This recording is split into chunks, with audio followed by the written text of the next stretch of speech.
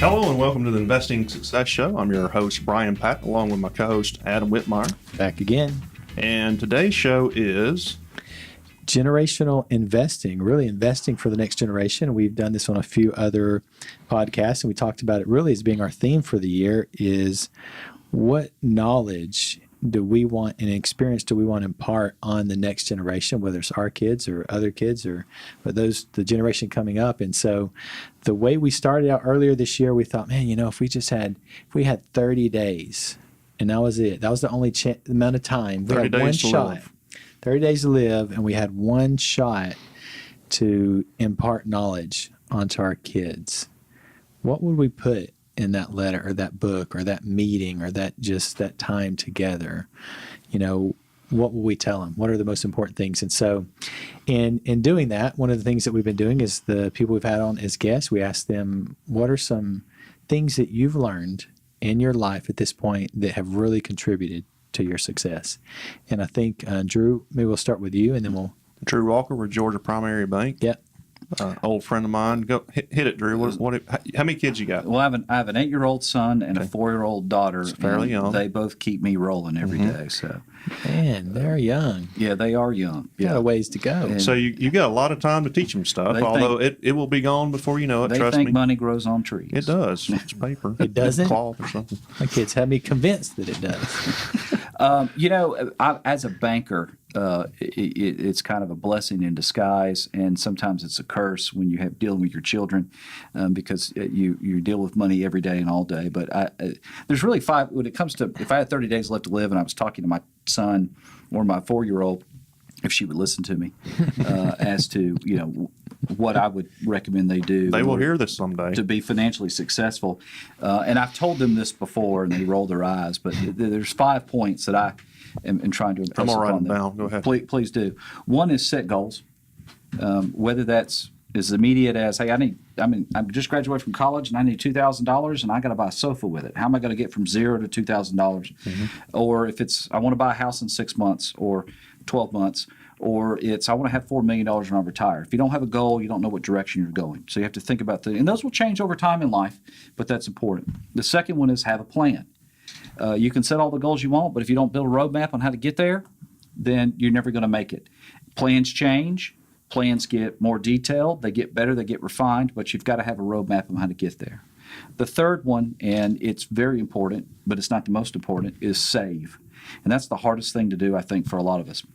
Whether that's as simple as putting a little bit of money away each month in a savings account, or loading up on your 401k, or investing in your IRA, but save. Save for a rainy day, save for things you want to accomplish, save for emergencies, save for whatever you can, but save as much as you can.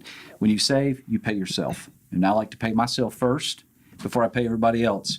So when I get paid, I put my money in my savings account first, and then I turn right around and I pay all the bills and stuff that we have to pay, that all of us have to pay. The fourth one is try to obtain multiple streams of income.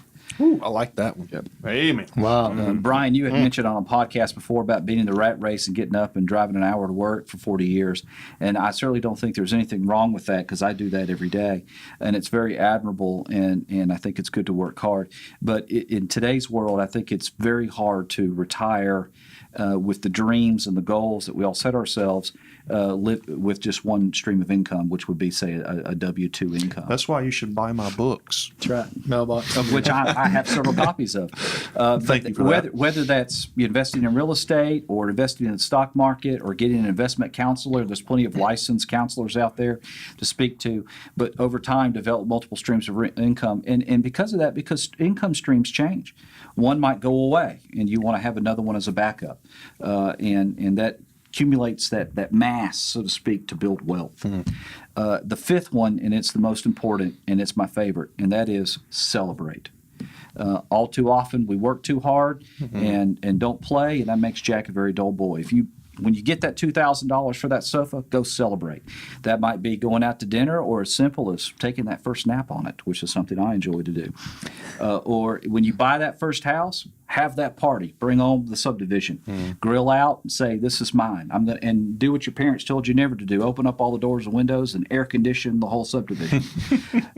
When you retire, take that trip that you wanted to take. That plane ride to Australia or wherever it is, but celebrate and do it as often as you can without overindulging and being unreasonable, because that's what you're here for, to do in life. And if my son and daughter can do those 5 things, they'll be a lot better than I am. Drew, those are absolutely fabulous. Yeah, that's I really have the good. biggest problem That's with really good. celebrating. I'm such a planner and a saver and an investor.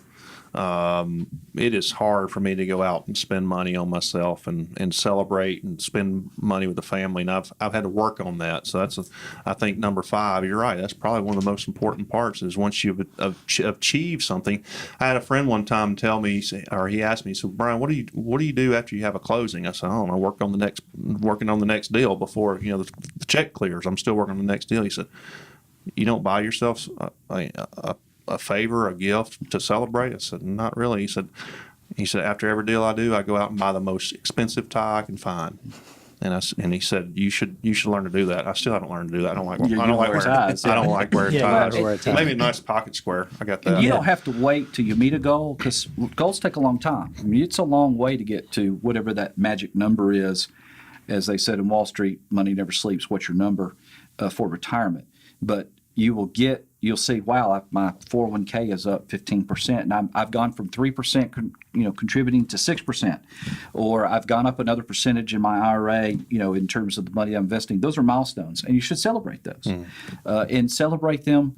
If you're married, celebrate them with your significant other. If you're single, bring out your friends, and do it, because that's what, like I said, that's the most important one. It's the most important. That's really one out of why all of you're them. doing all this, right? Yep. So you can live your life and do what you want to do and enjoy it. I love it. Thanks for listening to my previous podcast. Yeah, Absolutely. So somewhere along the lines, Drew, you've learned to set a goal, have a plan to accomplish that goal, pay yourself first, and say, we talk about that a lot on the show, strive for multiple streams of income, and celebrate your wins, basically. That's the beginnings of It's a good. book, Drew. It's good.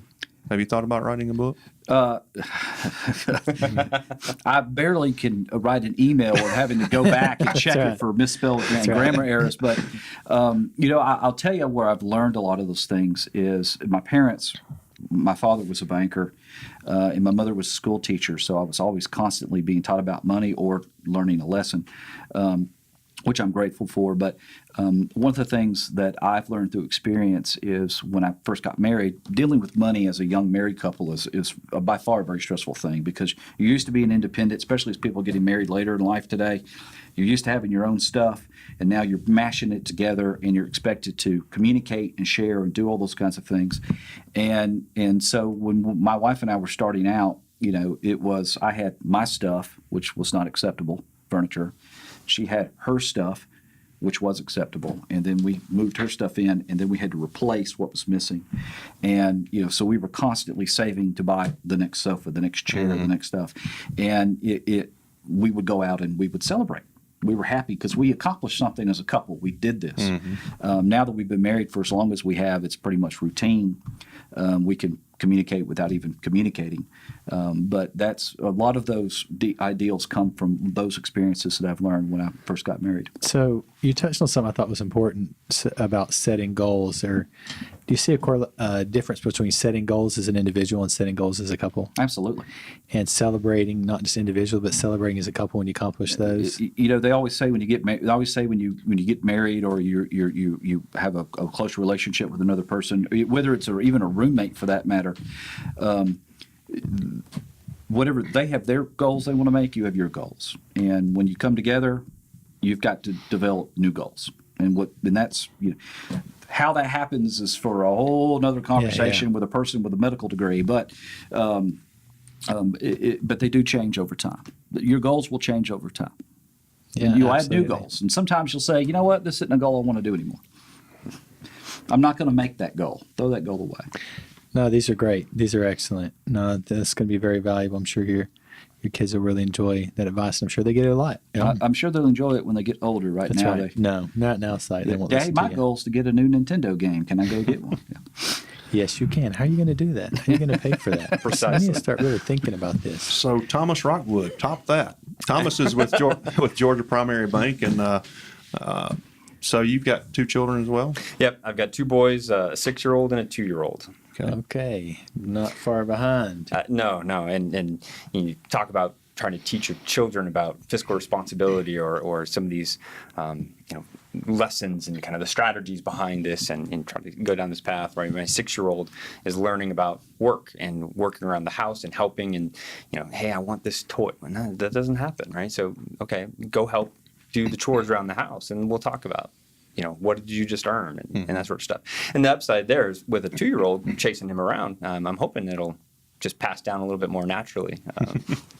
The Rockwood work ethic will come through there. So, well, I'll tell you got to enjoy them while you have them because mine are 25, 23, and 20, and it seemed like yesterday they were the ages of y'all. So, man, it flies by. So, and you've got 26 kids. 25. You keep getting that number wrong. Mine is 20. I'm just kidding. You only have 6. But yeah. I did see a picture of you on Facebook at the beach. It's like, man, that's a lot of kids. You know what? When I looked at the picture, I was eat? like, how many families do we have combined right there? Do you even go out to eat? What does it cost you $200 to go out to eat? Typically, you don't. When you've got 6 kids, you don't go out to eat. You don't go to the movies very often either. Everything you do, I mean, if you do anything, it's equivalent to getting ready to go on a vacation. So leaving the house is equivalent to getting ready to go on a vacation. The sheer infrastructure to move That's that right. party And, forward, yeah. Yeah, so you're really good at coordinating and you're really good at organizing because you have to do that. My wife has to do that every time she leaves the house. She's really good. Okay, are we packed? Do we have this? We're going to be out of the house for about 2 hours. We need this. And I It's a big assume long you checklist. don't let them order soda because No. with 8 people in your family, that's $25. $4, Yeah, $30 for sodas. No. You They drink water. You pull the Clark Howard comment he made one time where he said that he could get the extra large drink and put 2 straws in it and have him drink from the same cup and it would save him. I think it was And you get refill. less than $1. We do that with ice cream. with ice cream For a Okay. dessert or treat. So we'll order an ice cream and we'll always ask for cups. I thought about doing that with the shared cup and straw. I tried it, and then I found out it was worth paying the extra money for each of them to have their own cups, and they don't kill each other. Well, you gotta be- They always have their own cup, but you have to, when you get a drink, you have to ask for 2 small cups. Oh, so and you then can. you put them in separate. They get their own cup. But I mean, I wouldn't let my kids drink that much of a. 64 ounces of anything, right? Well, That's crazy. You have to be That's a lot of creative. liquid. You have to be creative when you got that many kids. I remember, I only got 3 kids, and when our out to eat budget consisted once a week of $8.23, I believe it was. We would go to Wendy's and order off the dollar menu, and I guess everybody'd get a burger, so that's $5, and then I think we got like 2 large fries that were $1.19 each, and then we split that amongst everybody, and that was our out to eat It budget. sounds like celebrating. Yeah. So, well, It was much celebrating. I'll tell my you that. wife's good. She knows. She gets some kind of an annual coupon where you get free Wendy's Frosties or those little bitty ones. That's their treat. And because she didn't have to leave the car. We've got a 12-passenger van.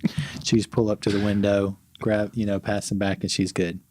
Well, I love these moments we can share as parents about ideas of help because parenting is hard. Successes and failures. Yeah, right? parenting is hard enough, and if we don't help each other out with ideas, it makes it even harder. I honestly thought I was a good father until I had teenagers. I thought I was a good father until I started having these little sessions and people coming up with these great ideas. Like, why didn't I think about that? Why didn't I have a five? Teach my kids anything. I didn't have a 5-part plan growing up. I was like, just willy nilly. What fascinates me most about being a parent is when you see them, and so you see yourself in them. Like, I remember behaving like that. And then you have to say, now, what did my parent do to me when that happened? Beat the snot out of it. Yeah, and you have to think about that on how to resolve Yes, that that's situation, and then you realize that the curse is true. When your parents say, "I hope they act just like you have children, they act just Oh, like that you. is a curse. Yeah. it always comes around. pay for It's your the one raising. that always gets fulfilled. That one, I definitely received that one. Well, Yeah. and my wife and I talk about that all the time, right? Like, that's not me. That has to come from you, right? Or typically, it's coming came from my the way. best. Your Yeah, side that's of the right. family, right? That is so you, right? Couldn't be my genes. That's obviously. Yeah. Yeah, we have a lot. All the good qualities came from my wife, and all the bad qualities came from me. We've already established least you're that. being We both honest agreed about it. on it. Yeah. Well, she made me sign a paper, so we, we both formally agreed upon that. So that's the way it is. I have got two questions for Thomas. Let him ask before we wrap this up. If there's one thing in your life or business life or whatever that you would definitely do again, what would that be? That's a great question. I kind of chalk my life up in two halves at this point. The time I had before I met my wife and the time after, and we really kind of went that route. I would say, the time before I met her, really, I was going through college. I left college. I moved out of state. I traveled a ton. And I, when I say is, I went on and had adventures, right? And I kind of really determined who am I and who was I and what do I really want, and got to travel. And I, at that point, I was a mountain guide. I'd lived in multiple states. I'd climbed mountains on 5 of the 7 continents. And So what's the coolest mountain you've climbed, or tallest? so far the tallest is going to be Mount Elbrus in Russia, or Kilimanjaro. I think Kilimanjaro's got it just by about 1,000 feet, but Kilimanjaro in Africa. The young goal of mine was, as you said about setting goals, I was shooting for the 7 summits at some point in my life, and I'm like, I want to do that. The financial cost on some of those mountains is just insane. So the saving didn't actually occur for me to actually get to the top of some of those. But I would say the one thing I would not change is the adventures and the experiences that I had. I'd say growing up and until I would. I personally say you're not really an adult until you're of the age of 30, right? Like you got to have some experience. Right? By that point, hopefully you've had a job.